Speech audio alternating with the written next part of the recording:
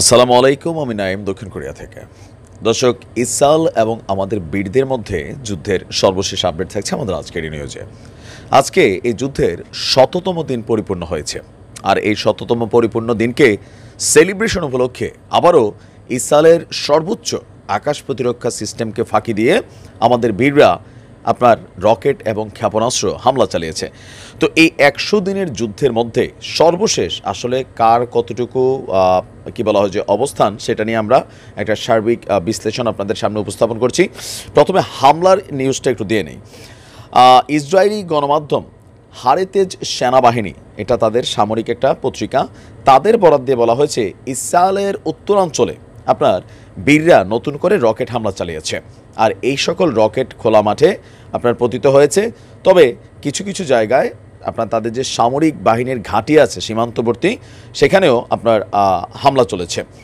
আর হামলার জবাবে ইসরায়েলও পাল্টা হামলা চালিয়েছে। আর আজকের এই হামলায় হতাহতের তেমন কোনো খবর না থাকলেও অবকাঠামোগত অনেক ধরনের ক্ষয়ক্ষতির শিকার হয়েছে আপনার ইসরায়েলি সেনাবাহিনীর সামরিক ঘাঁটিগুলো।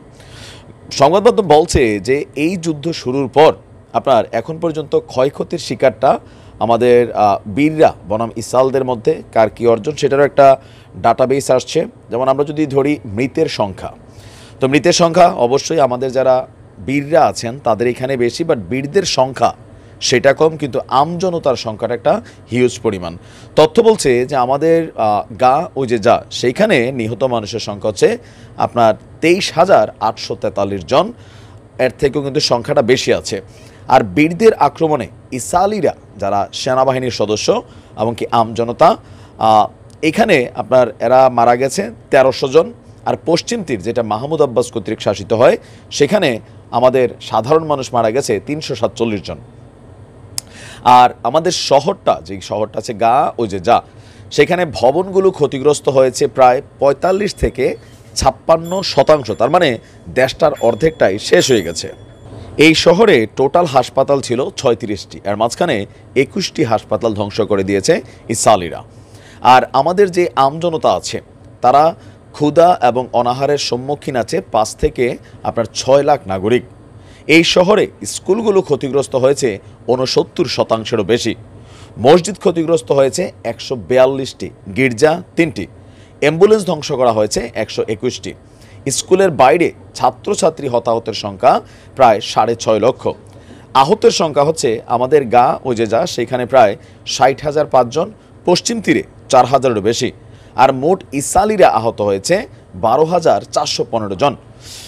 আর এখান থেকে ৭ অক্টোবর থেকে ইসরায়েলি সেনাবাহিনীর সদস্য যারা তারা আঘাতপ্রাপ্ত হয়েছে ২,৪৯৬ জন। স্থল আক্রমণে আহত ইসরায়েলিদের সংখ্যাও ১,০৮৫ জন।